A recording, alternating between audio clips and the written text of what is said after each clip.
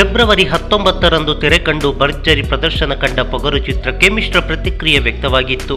ತ್ರಿಭಾಷೆಯಲ್ಲಿ ಪ್ರಪಂಚದಾದ್ಯಂತ ತೆರೆಕಂಡ ಪೊಗರು ರಾಜಧಾನಿಯಲ್ಲಿ ಕನ್ನಡ ಮತ್ತು ತೆಲುಗಿನಲ್ಲಿ ರಿಲೀಸ್ ಆಗಿತ್ತು.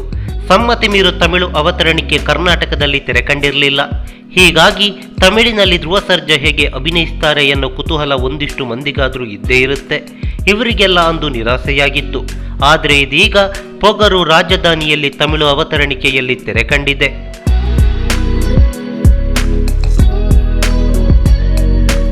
ಎಸ್, ವಿವೇಕ್ ನಗರದ ಬಾಲಾಜಿ ಚಿತ್ರಮಂದಿರದಲ್ಲಿ ತಮಿಳು ಅವತರಣಿಕೆಯ ಪೊಗರು ರಿಲೀಸ್ ಆಗಿದೆ.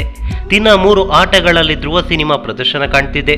ಚಿತ್ರಕ್ಕೆ ಉತ್ತಮ ಪ್ರತಿಕ್ರಿಯೆ ಕೂಡ ವ್ಯಕ್ತವಾಗ್ತಿದೆ. ತಮಿಳಿನಲ್ಲಿ ಧ್ರುವ ಸರ್ಜಾ ಅವರು ಹೇಗೆ ಕಾಣ್ತಾರೆ ಎನ್ನೋ ಕುತೂಹಲ ನಿಮಗಿದ್ರೆ ವಿವೇಕ್ ನಗರದ ಶ್ರೀ ಬಾಲಾಜಿ ಚಿತ್ರಮಂದಿರಕ್ಕೆ ಹಿಂದೆ ಭೇಟಿ ನೀಡಿ.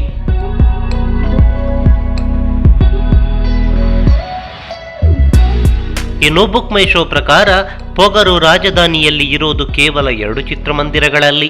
ಒಂದು ತಮಿಳು ಅವತರಣಿಕೆಯ ಸಮ್ಮತಿ ಮೀರು ಬಾಲಾಜಿ ಚಿತ್ರಮಂದಿರದಲ್ಲಿ ಪ್ರದರ್ಶನ ಕಾಣ್ತಿದ್ರೆ, ಮತ್ತೊಂದು ಗಾಂಧಿನಗರದ ಸಪ್ನ ಮೇನ್ ಥಿಯೇಟರ್ನಲ್ಲಿ ಕನ್ನಡ ಪೊಗರು ಆರ್ಭಟಿಸ್ತಿದೆ. ದಿನ 4 ಆಟಗಳಲ್ಲಿ ಧ್ರುವ ಸ್ವಪ್ನ ಚಿತ್ರಮಂದಿರದ ಪರದೆಯಲ್ಲಿ ಅಬ್ಬರಿಸುತ್ತಿದ್ದು, ಪ್ರೇಕ್ಷಕರು ಚಿತ್ರಮಂದಿರದತ್ತ ಹೆಜ್ಜೆ ಹಾಕ್ತಿದ್ದಾರೆ. ಈ ಮಾಹಿತಿ ನಿಮಗೆ ಇಷ್ಟವಾಗಿದ್ರೆ ಲೈಕ್ ಮಾಡಿ, ಶೇರ್ ಮಾಡಿ, ಹಾಗೆ ನಿಮ್ಮ ಅನಿಸಿಕೆ ಅಭಿಪ್ರಾಯಗಳನ್ನು ಕಾಮೆಂಟ್ ಬಾಕ್ಸ್ನಲ್ಲಿ ಬರೆಯಿರಿ. ನೀವು ನಮ್ಮ ಕೋಸ್ಟಲ್ ಕನ್ನಡ ಯೂಟ್ಯೂಬ್ ಚಾನಲ್ಗೆ ಸಬ್ಸ್ಕ್ರೈಬ್ ಆಗಿಲ್ಲ ಅಂದರೆ ದಯವಿಟ್ಟು ತಕ್ಷಣವೇ ಸಬ್ಸ್ಕ್ರೈಬ್ ಬಟನ್ಗೆ ಕ್ಲಿಕ್ ಮಾಡಿ.